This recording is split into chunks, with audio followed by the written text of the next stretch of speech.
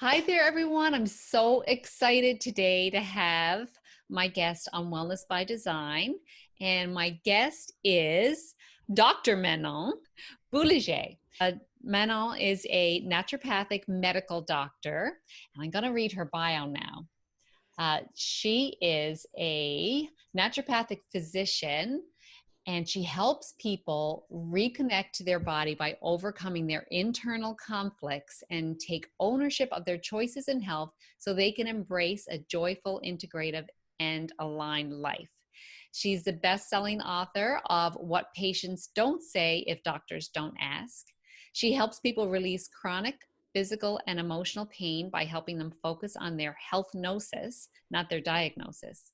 While overcoming stage 4 cancer without pharmaceutical or hysterectomy, she discovered that we are accustomed to thinking that conflict resolution is mediated externally by experts trained to listen to both sides. But when it comes to health, it is an internal process. She has pioneered the A Healer in Every Household movement to recognize and embrace the body's capacity to heal and how we choose to live our lives. She's the founder and CEO of Bowen College, where she has trained over 2,500 healthcare practitioners. She's spoken on international stages, and she has an upcoming TEDx talk in Las Vegas. She's the host of the Healers Cafe podcast and has appeared on ABC, CTV, and NBC. So quite a list there, Manon, of accomplishments. And I can tell by looking at your bio that you've had a little bit of a health journey, and we see that actually a lot in people in our space where they have their own health journey and it's brought them to where they are now. So tell me a little bit about yours. Well, first of all, thank you so much for having me on your show. And yeah, my story, it's actually not what led me into becoming, I was a naturopathic doctor when I developed cancer. So what's interesting in retrospect, I can tell you in the moment, it wasn't that interesting. It was scary. It was literally petrifying because I had 3 young children. And I had no clue that this is what was happening inside my body.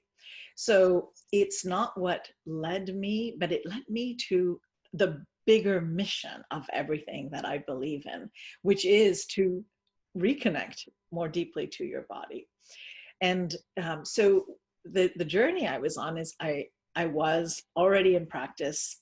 I had the advantage of seeing people heal. And, and I use predominantly homeopathic medicine and Bowen therapy. And I can explain a little bit more on that later. But I was seeing that what we call these diseased states, chronic states, could in fact reverse, and that we are meant to heal. It is possible. We're actually built that way.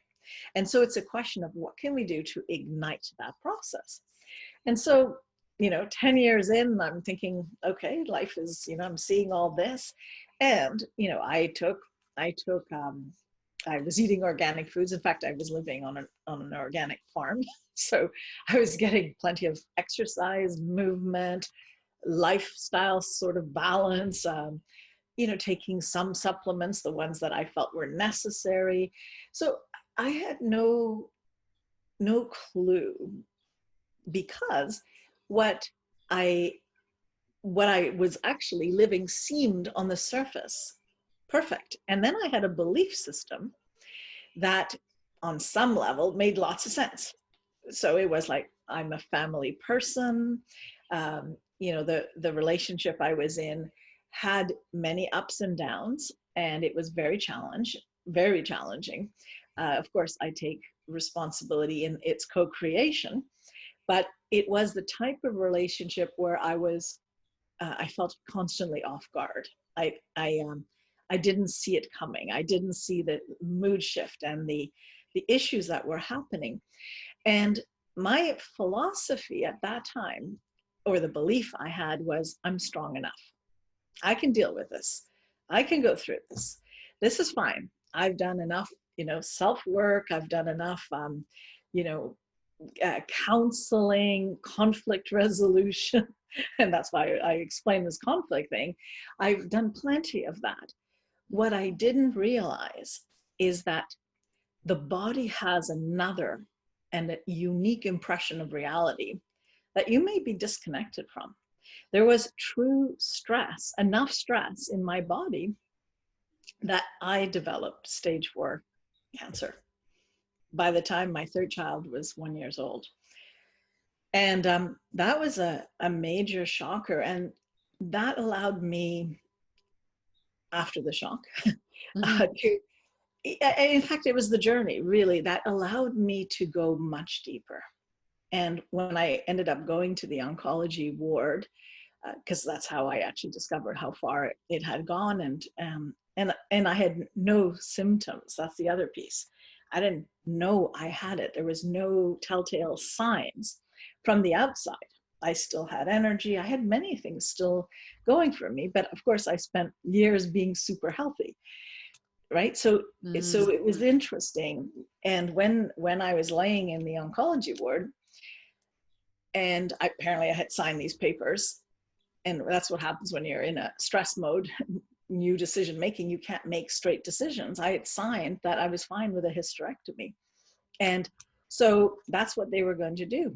And it's like I lay there and I had the nurses and doctors hovering around me, literally well-intended, but guilting me into, you have 3 children, you've got no choice.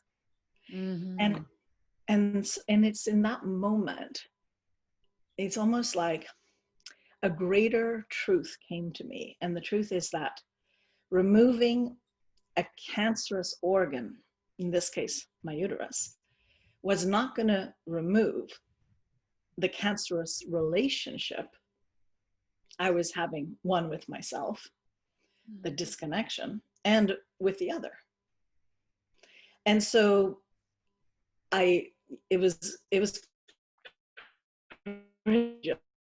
people might think it was stupid, but that's the thing. I can't tell other people what to do. That's their own journey. So, and I'm not saying everyone should do exactly what I did, because you can't. You have to be in a certain place. And that's why alignment to your health decisions to me is so important. But I wasn't aligned with cutting pieces out. It didn't make sense to me. And so I asked the opportunity to come back to get verified, but I said, I now need to use some of my own understanding of things. And that's the piece that I had not spent much time in, is the uncovering of my beliefs and the uncovering of what I thought was a decent belief, is I'm strong enough, and didn't serve me. So interesting. Well, devastating at the time, I'm sure, but obviously we have you here now, so it was a happy ending. But what a scary place for anyone to find themselves in, and it's hard at that point when you are feeling like your body has let you down, that you had the insight to trust yourself and trust what you knew was what you didn't need to do. And maybe you didn't have clarity on what you did need to do at that point, but it sounded like you were very sure on what you did need to do or didn't need to do. So let's just sort of unpack that "I'm strong enough," because that's a statement you said a couple of times. So how was that statement kind of working against you? Well, because it was an unquestioned belief, right? I actually thought that if my mind can deal with it on some level, because the other strong value is that I don't want to break up this family no matter what, right? So if I'm strong enough, and if I do all the work, and Byron Katie says it only takes one to be happy. So I was thinking, well, I'm the one then, I will make happy. And so I took it on that it's all my job. And that's still true. It is all my job. It is up to me to do all pieces. The thing is that what I fundamentally did not realize is that my body had another version of reality. It actually was in chronic fight and flight mode, Mm-hmm. right? And Yes, not a good that, place to be in. not a good place to be, right? And that, you know, it's funny, you know, retrospective um, view is always brilliant. But, you know, as a practitioner, was I getting my own medicine? Was I actually getting Bowen therapy? No, right? I was giving it to others. I was explaining why they really need this. But because I felt that my mind was together, I didn't get that the body could have another version. That lesson was my lesson and the beginning of my passion to realize that if everyone took care of the physiological stress in their body, whether they think they have it or not, then we would be miles ahead in maintaining our health, reversing, you know, any like disease process happening Mm. or metabolic process happening. So I felt that that's something everyone needs to know about and everyone should do. So that sort of led the new passion that was deeper even than going into the healing arts in the first place. Like Mm. at that point, I was feeling like I'm a practitioner and I'm helping people with my skill set. But when I learned a deeper lesson, then it became like a, a passion, a movement, a something that I have to share. You know, because Mm. my I God, am. like I understand that. So you talked about the body having a different version of reality than what your mind conjures up. mm. So what exactly do you mean by that? Well, so basically we have processes. It's a two-way circuit, right? The Hmm. way our body works. And I'm not denying that the mind doesn't impact the body. Of course it does. But what's less well understood is how our body actually informs our mind. How our body informs our It, mind. yeah, and I think that's the piece that I'm here to to share. Really, is that it's not complicated, right? Is that most, if you look at the vagus nerve, for example, right? And this is, I'll do one little step back. Okay. So we have sympathetic system, parasympathetic system. Sympathetic is a stress mode, right? It's like our body is in survival, it's in fight or flight. Totally essential, except when it's chronic. And chronic, it can become chronic either because chronically you're thinking thoughts that don't serve you, or so yes, mind can have that, but it can also be if you're in an environment where your body is constantly in fear, Mm-hmm. right?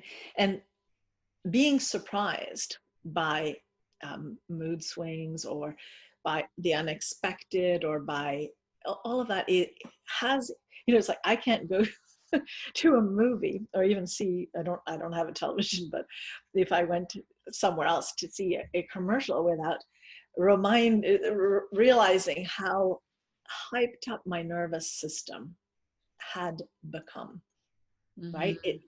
It was like internally I had my own story, right? So that's the sympathetic. The role of parasympathetic, which is the balancing of the autonomic nervous system, is to put us in rest, digest, repair, all of that, right? Mm-hmm. And that's the part that when we're in this chronic stress mode, we can't balance into. And that's where, for me, in my clinic, I use Bowen therapy to balance that, so that when the parasympathetic sympathetic system, the rest digest system, is actually working, then we can heal. It's impossible to heal in that other mode, Exactly. right? Mm-hmm. So that's the thing. So I feel like, to me, it's the basis that we need to have for any other therapy, anything else we do. And Yeah. and I've nicknamed it Bowen first. So that's really my feeling, is that we do this first. We honor the capacity of the body to heal, and we remind it by touching it, literally by having a contact with it. Simple, it's not complicated. And then everything else works better. And then, with homeopathy, which I'm passionate about that, because I have seen it help so many people. And I've seen a lot of people over the years. I've been 30 years in practice, and pretty well seeing about 150 people a week for a long time. Homeopathy is a holistic system, a holistic approach to the body. And what I find fascinating about that is that it's not like in allopathic medicine, where you look at the area that is problematic and then you work with solving that area specifically, usually with anti-inflammatories or painkillers, which is the most common ways of dealing with pretty well all conditions, all disease management. What homeopathy does is it works on how does the person express the problem, that the disbalance they have with nature that allowed the disease to take hold. So Yes, it's totally really different. Totally different way of looking at illness or yeah, dis-ease. exactly. It is that, and therefore let's take a flu, for example. Everyone can understand. First of all, if a flu is going around, not everybody gets it. And you could say, oh, well, why does not everyone get it? Well, it actually has to do with the ecological balance in their own bodies, right? So if their innate immune system is functioning, not hyper or hypo, but properly, this is the best chance of being able to, and I don't like the word fight anything, but it's the best chance for the immune system to take care of new proteins or anything else that comes into our body that isn't really supposed to be there, right? So that's the first thing, is it's the disbalance that causes disease. Now, the disbalance can come from a whole list of things. It can be mental, the thoughts you have. It can be emotional, how you deal with it, your level of frustration or whatever it is that you manifest. Yeah. And also, it's also noted in the way you describe the actual symptom. So okay, so when you were saying express, you mean literally express. Literally express. Okay. Yeah, love that. That's why the interviews take about 2 hours, because you really need and actually Harvard Medical School was sending its medical doctors to learn from the intake form of homeopathic medical doctors, because it's a whole other mindset. Now, of course, that's all done now because we have drugs. But the thing is, if you want to actually heal, which I believe the body's quite capable of doing, then we need to go back to how is the person expressing it. And so let's stick with the flu. So first of all, some people get it, others don't. Now, of those that get it, you can have the kind of flu where you have like red, rosy cheeks. It starts at 3 o'clock in the afternoon, and the fever, your relationship to the fever makes it so that you're actually likely to hallucinate, and you're like, oh my God, this is terrible. Now, the same virus, the very same flu, could cause in another person joint pains. It could cause in another person aching in every part of the bone and an increased desire for tons of water. Whereas another person could be totally thirstless and feel exhausted, lethargic, unable to move. And yet a fourth person could be restless and needing sips all the time and needing to pace because they're Interesting. anxious, right? Same virus or same bacteria that kind of came in because there was a disbalance, Mm, and the body responded differently. interesting. Your patients come in and you have a 2-hour session with them where you get them to talk about their illness, and then you are rethinking or looking at words that they're using and how they're expressing their illness, and then you use that in your treatment. Is that how does that work? Correct. Yeah. So basically, we're trying to match the way that the person is expressing it, not just words, but for example, if it's a joint pain, it could be a drawing, pulling type of pain, or it could be a burning pain or a shearing. So it's how they see it, what their experience of the pain is. So all of that is taken into account, including what they crave or the position they sleep, all of that, right? So it's all of them taking into consideration. And then we match it to about 5,000 plus remedies that have been individually tested. So Hahnemann, who came up with homeopathy, was it 200 plus years ago in Germany, he was a physician. And what he did is he had his students which were other doctors, take the medicine in tiny doses on a regular basis and notice what it would do in slightly cruder doses. And so we really have the pharmacopoeia of exactly what happens. Okay. And then what he recognized is that at the time, because this is the time where they were doing bloodletting and there's lead poisonings and mercury poisonings, and modern medicine was far from modern in that sense. Yes. And so he wanted to look for another way of helping people because people were dying from allopathic medicine, from those methods.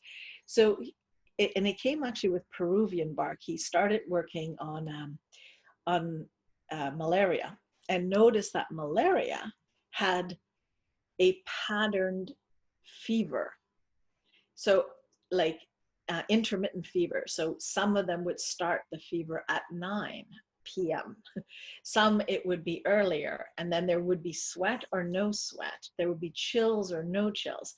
So he ended up noticing that Peruvian bark, which is actually quinine, was a remedy that could help with malaria because it produced malaria-like fevers. And so that's kind of where it all began. And now, we use quinine as a preventative for malaria. But the truth is, if you do have malaria and you were to see a qualified homeopathic practitioner, there's lots of other remedies because there's other ways of living that fever. So again, it's not actually what causes malaria that's the issue. It's actually matching the way that the body responds to it. Interesting. Right? So interesting. Yeah. And it's like cures like. That's the premise, right? Yeah. So you give the body something that is like it, and the immune system now becomes stronger. Wow. That is super interesting. And so this is the whole, you've got so many different facets, Manon, which is so interesting. So that's the homeopathy side, but you've also mentioned a few times the Bowen Method, and I know you run Bowen College. So can you tell us a little bit about that? Okay, well, that's what I was talking about, the originally a physical therapy. And I say that, in quotations because you touch the body, but it's not like a massage. It's not like you're rubbing and it's not like chiropractic where you really need to know exactly where things are because you're actually cracking the spine, right? So this is a way of signaling the nervous system. So the cells that are either on the edge of muscles or the free nerve cells in the fascia that communicate to the brain to release and relax. The spine, it's not straight. So we're going to deal with the spine. We hope the muscles can relax, but if they don't, oh well. And the nervous system, whatever. So this is the opposite. We work with the nervous system. It lets the muscles relax, and then the spine goes back together again.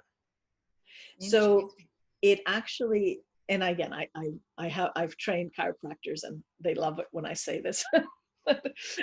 But it's way more subtle. There's lots of different schools of chiropractic. So I've chosen the one that is the most opposite to this worldview.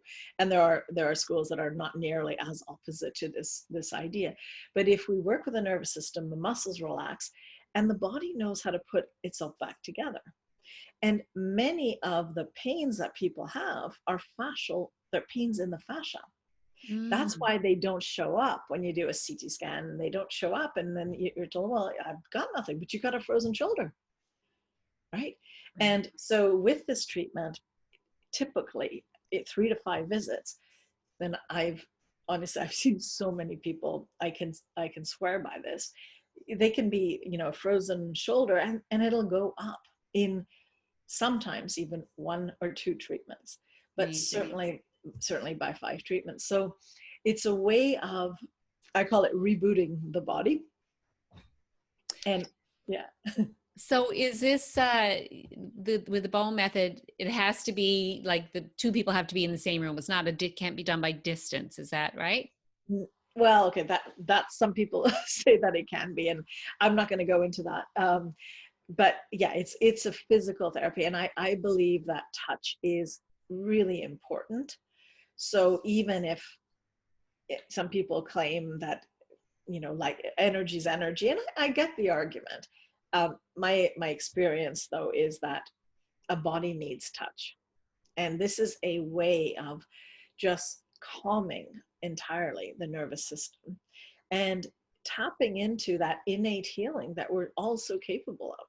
And so that's why, whether it's, sciatica, whether it's frozen shoulder or whiplash or concussions, or it really doesn't matter. It's the body, it's worth giving the body this, because at least it starts to heal. Right. So it's opening up the healing pathways. Exactly.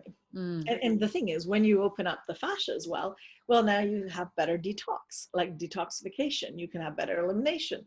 Nutrients can get to the joint. And health, right? So this is good for, like you've mentioned, some injuries there, but it's also good for illnesses as well, like chronic illnesses. Absolutely. And the thing is, I say Bowen first because I do it first. Then I see, and I don't mix things. I like to see what each thing does.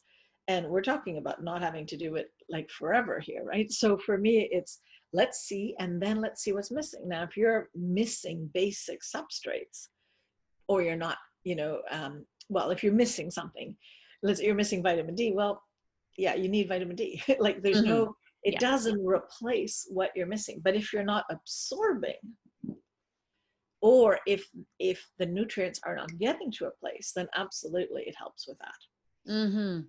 And does it help with things like yeast overgrowths, for example, or bacterial overgrowths?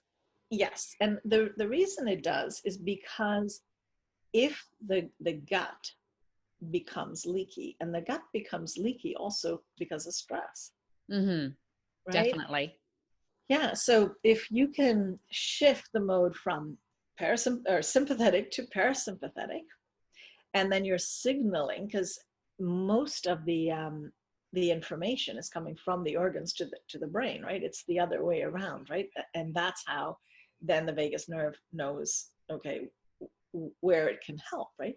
But if it can calm the body down, then the body can repair. Right? Yeah, that's beautiful. I know that you've been talking about this calming the nervous system down, and you've got this masterclass coming up about natural solutions for stress and pain-free living. So let's hear about that a little bit. Okay. So, well, one of the biggest things when you do something that is unusual, that's not known, many of my patients have said, could you just create something so we really understand why this works so beautifully? And so I decided to create a program that really explains how the body works, literally explains this whole thing and why, why we develop disease, whether it's autoimmune disease, whether it's, it doesn't matter, right? It basically how important it is to work on that essential part.